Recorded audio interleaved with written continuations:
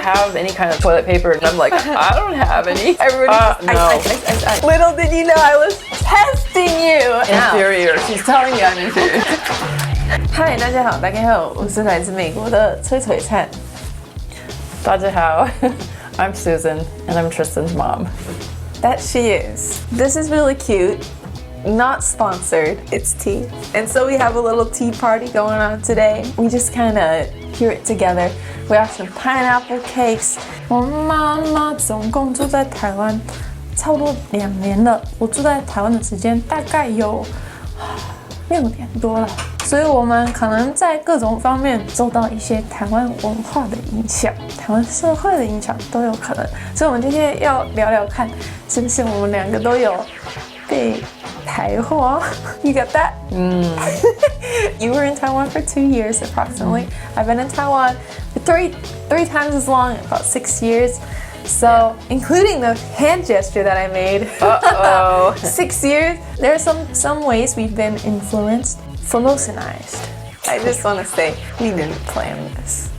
Oh. Well, the first one, what do you have on your feet? Slippers.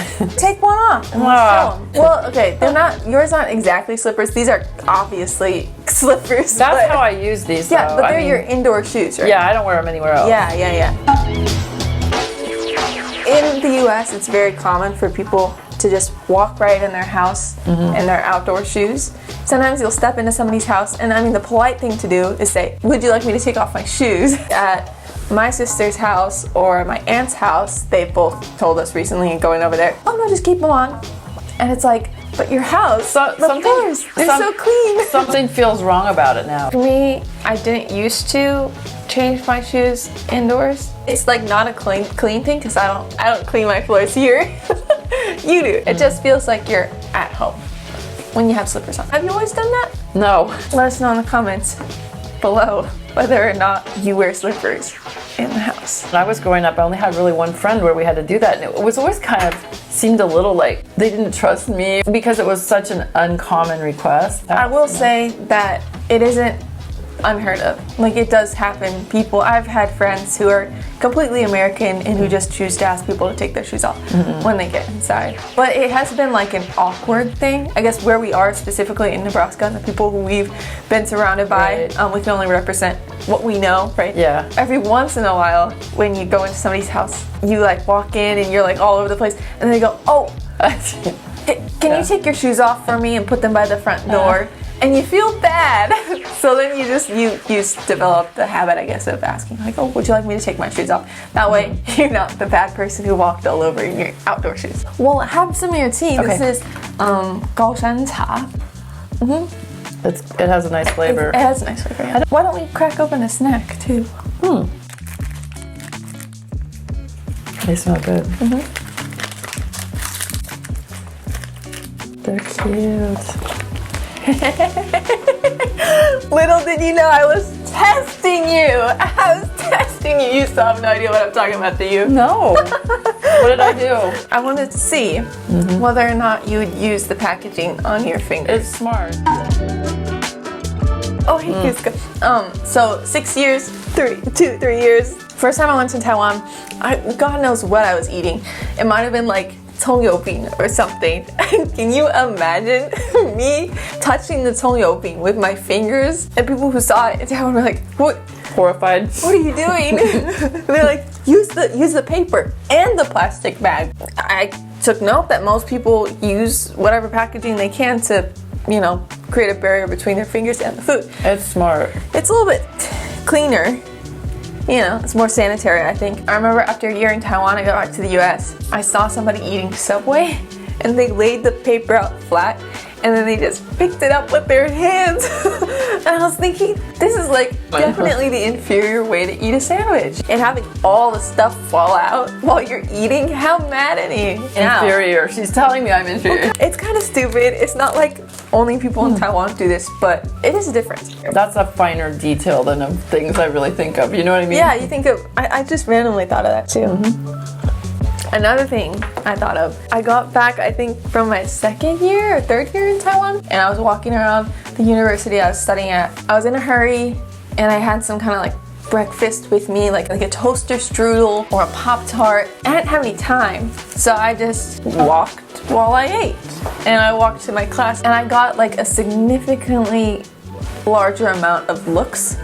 Because you're eating and walking? Yeah, it's kind of a manners thing, etiquette thing in the US that you shouldn't eat while you're walking or walk while you're eating. It's kind of silly. I heard that it might be because like parents are afraid that their children are gonna choke on something if they're running around while they're eating. But etiquette-wise, who cares? You're saving time.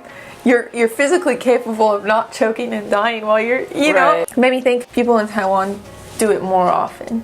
Right, like you're walking around the night market. Yeah. You could sit down at some places, but usually you're walking and you're eating a little bit, you're walking, talking, you're multitasking. It does make sense, yeah. If you've been in the US, let me know whether or not you've noticed that, or whether or not you change your actions based off of where you are. Do you want to add one? Do you have one to say? About Formosanization.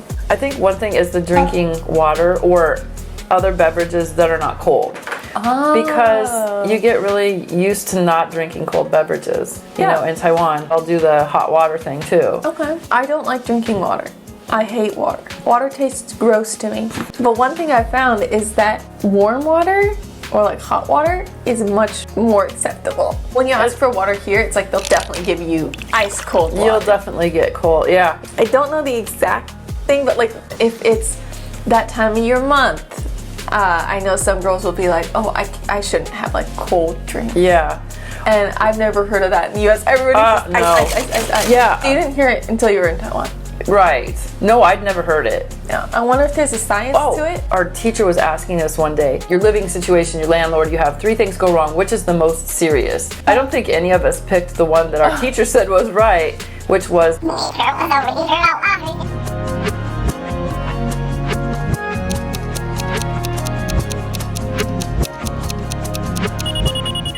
if your hot water heater wasn't working.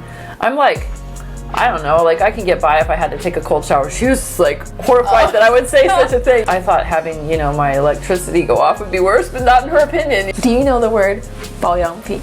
保养品. Like pimple? No. What? It's like skincare products. Oh.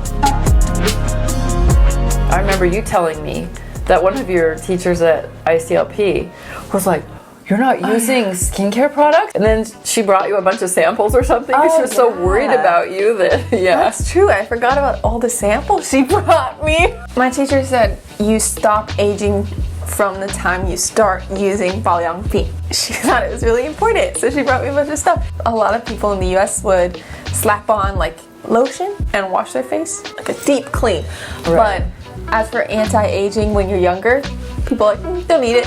Wait until I get wrinkles, then I'll try to undo it. And it's more like preemptive attack in Taiwan. If it was just raining a little bit, we just like put up a hood, you know, on our jacket or whatever. And the teacher was like, no, you know, and she was saying how like they consider like the rain to be very polluted, and if it touches your skin, In the US, if it's raining, run.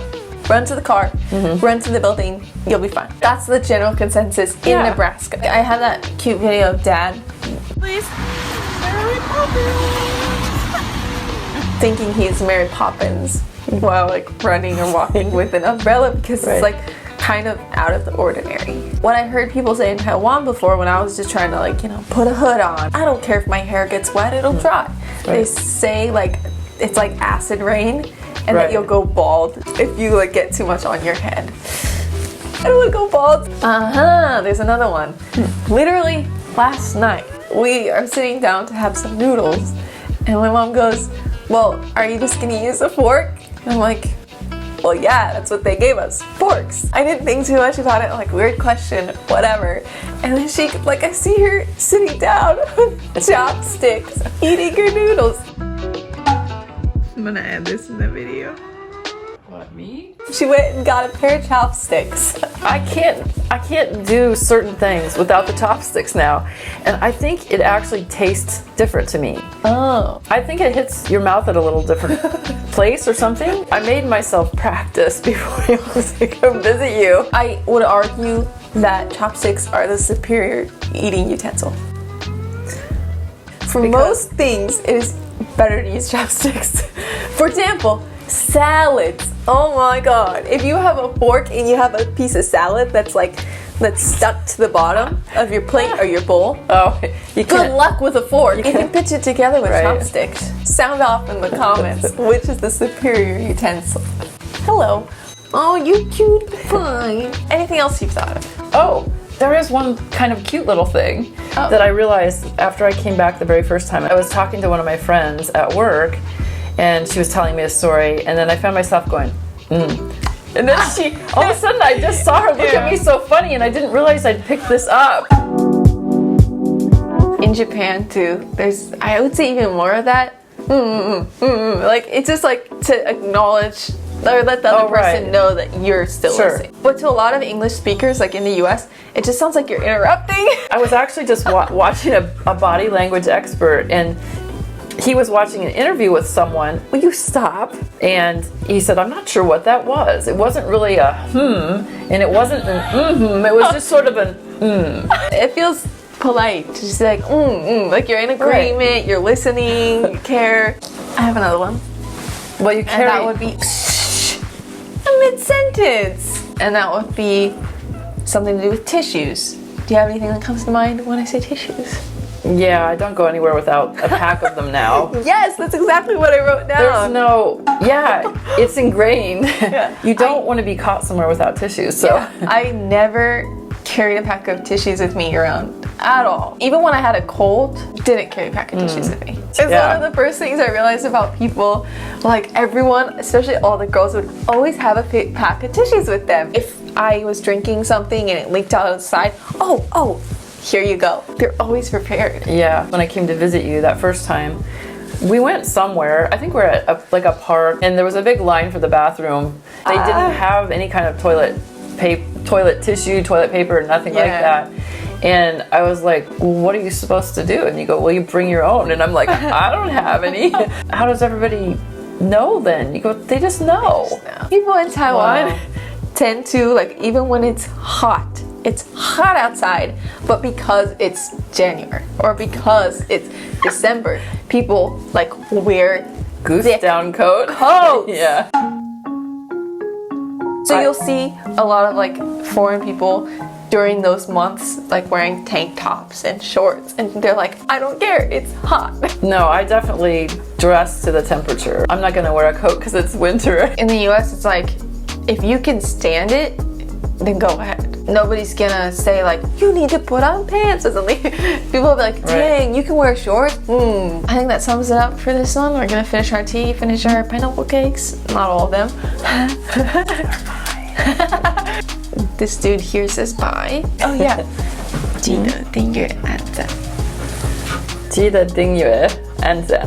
Yeah! She said it, so now you have to do it. Okay. All right, thank Thanks. you. Bye. Bye.